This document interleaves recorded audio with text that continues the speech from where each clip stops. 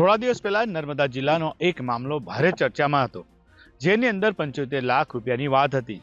ત્યારે આ વાતને લઈને મામલો ખૂબ રાજકીય ગરમાયો હતો, જેની અંદર આમ આદમી પાર્ટીના ધારાસભ્ય ચૈતર વસાવા સામે આરોપ કરાયા હતા। ત્યારે આ મુદ્દાને લઈને સાંસદ મનસુખ વસાવાએ પણ નિવેદનો આપ્યા હતા। ત્યારે આ મામલો નર્મદા જિલ્લાના કલેક્ટર સંજય મોદી પાસે પહોંચ્યો હતો।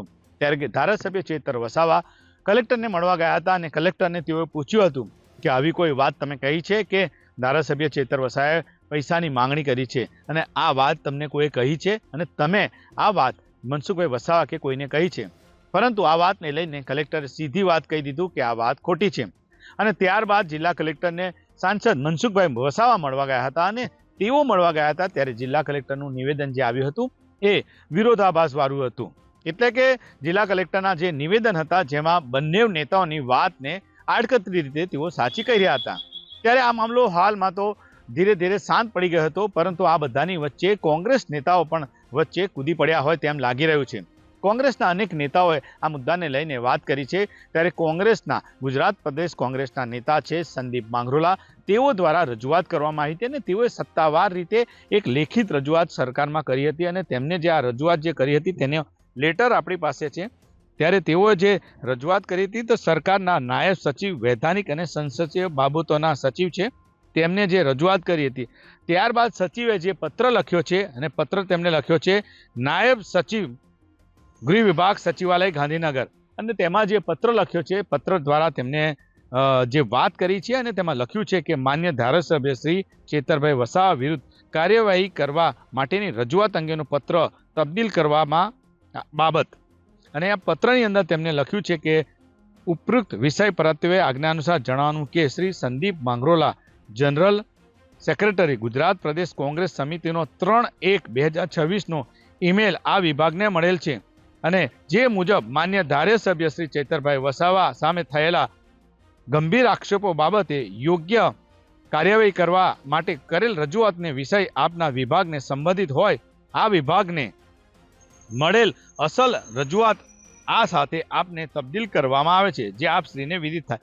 એટલે કે સંદીપ માંગરોલાએ જે રજૂઆત કરી હતી જેને લઈને અધિકારીઓ દ્વારા પત્ર વ્યવહારની વાત શરૂ થઈ ગઈ છે ને એમાં જે પત્ર જે લખાયો છે, હવે એ પત્ર જે લખ્યો છે તે નાયબ સચિવ ગૃહ વિભાગ સચિવાલયને લખવામાં આવ્યો છે અને આ પત્ર લખ્યો છે સરકારના નાયબ સચિવ વૈધાનિક અને સંસદીય બાબતોના વિભાગ।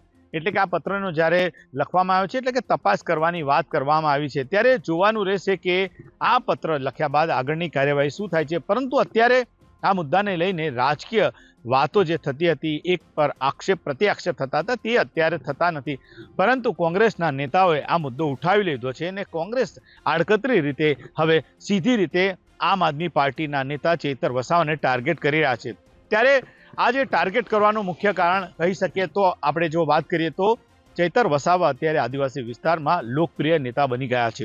આદિવાસી વિસ્તાર કોઈ પણ જિલ્લો હોય ત્યાં મોટી સંખ્યામાં સમર્થકો તેમની સાથે જોડાતા હોય છે અને તેમની સભાઓ પણ સફળ રહેતી હોય છે। ત્યારે આ બધાની વચ્ચે ખાસ કરીને જે આદિવાસી વિસ્તારમાં કોંગ્રેસની એક સમયે વોટ બેંક ખૂબ મજબૂત હતી, આદિવાસી વિસ્તારની અંદર કોંગ્રેસ એકદમ મજબૂત હતી। વિધાનસભાની ચૂંટણી હોય કે જિલ્લા તાલુકા પંચાયતની ચૂંટણી હોય, કોંગ્રેસને ખૂબ સારા મતો મળતા હતા અને કોંગ્રેસના ધારાસભ્યો ચૂંટાઈને આવતા હતા। પરંતુ આમ આદમી પાર્ટી અને ખાસ કરીને ચૈતર વસાવાના આવ્યા પછી આદિવાસી વિસ્તારમાં કોંગ્રેસ ખૂબ વીક પડી ગઈ છે, તેમ કહીએ તેમ ખોટું નથી। ત્યારે 2027ની વિધાનસભાની ચૂંટણી હવે લગભગ 2 વર્ષ જેટલો સમયગાળો બાકી છે, તેવામાં કોંગ્રેસ પોતાની જે ખોવાયેલી જે આદિવાસી વિસ્તારની જે વિસ્તાર જે છે આદિવાસી વિસ્તાર છે ત્યાં કોંગ્રેસની જે પોતાની જે મજબૂત જમીન જે ગુમાવી હતી કોંગ્રેસે એ ફરી મેળવવાનો કોંગ્રેસ પ્રયાસ કરી રહ્યો છે અને કોંગ્રેસના નેતાઓ એટલા માટે જ આ રીતે ખુલીને વાતો કરી રહ્યા છે।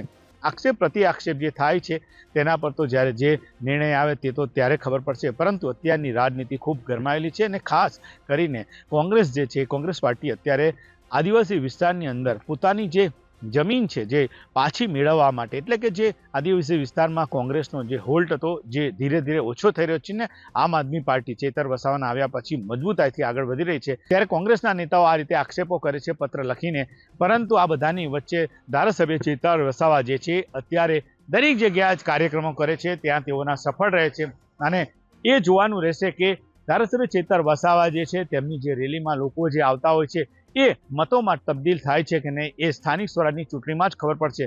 પરંતુ એ ચોક્કસ છે કે આ વખતે થોડા દિવસો જ અને થોડા મહિના બાદ જ જે સ્થાનિક સ્વરાજની ચૂંટણી આવનાર છે, જેની અંદર આમ આદમી પાર્ટી ભારતીય જનતા પાર્ટીની સીધી ટક્કર રહેશે અને કોંગ્રેસ પણ ટક્કર આપશે. ત્યારે ત્રિપાખીયો જંગ જે થશે તો આ ત્રિપાખીયા જંગમાં કોને ફાયદો થશે અને કોને નફો અને નુકસાન થાય છે એ પરિણામ બતાવશે. પરંતુ કહી શકાય કે અત્યારે આમ આદમી પાર્ટીના નેતાઓની વિરુદ્ધ ખુલીને જે ભાજપના નેતાઓ બોલતા હતા, પરંતુ હવે કોંગ્રેસના નેતાઓ પણ ખુલીને બોલવા લાગ્યા છે, જેમાં એક નામ સંદીપ માંગરોલાનું છે. ત્યારે જોવાનું રહેશે કે આ આક્ષેપો બાદ ધારાસભ્ય ચેતર વસાવાના ખાસ મિત્ર જે કોંગ્રેસના નેતા છે અનંત પટેલ, તે હજુ પણ ચેતર વસાવાના મુદ્દે ખુલીને કોઈ વિરોધની વાત કરતા નથી, કારણ કે તેઓ ખાસ પોતાના મિત્ર છે અને આ મિત્રતાને લઈને ભારતીય જનતા પાર્ટી દ્વારા એવો પણ આક્ષેપ વચમાં કરાયો હતો. સાંસદ વલ્લભભાઈ પટેલ તેઓ દ્વારા આક્ષેપ પણ કરાયો હતો કે વાત પણ કહેવામાં આવી હતી, આક્ષેપ પણ કરાયો હતો અને તેમણે એમ પણ કહ્યું હતું કે આગામી દિવસોમાં આમ આદમી પાર્ટીમાં અનંત પટેલ પણ જઈ શકે છે. આવી વાતો પણ વહેતી થઈ હતી. ત્યારે જોવાનું રહેશે કે આગામી સ્થાનિક સ્વરાજની ચૂંટણીમાં શું પરિણામ છે. પરંતુ અત્યારે કોંગ્રેસ અને ભાજપ એ બંને પક્ષના નેતાઓ ધીરે ધીરે કરીને ચેતર વસાવાની વિરુદ્ધ બોલતા થયા છે. ત્યારે જોવાનું રહેશે કે આક્ષેપો તો થતા રહેશે અને વાતો પણ થતી રહેશે, પરંતુ ચૂંટણીમાં શું પરિણામ આવશે એ જોવાનું રહેશે. નરેન્દ્ર પેપરવાલા, ગુજરાત તક, નર્મદા.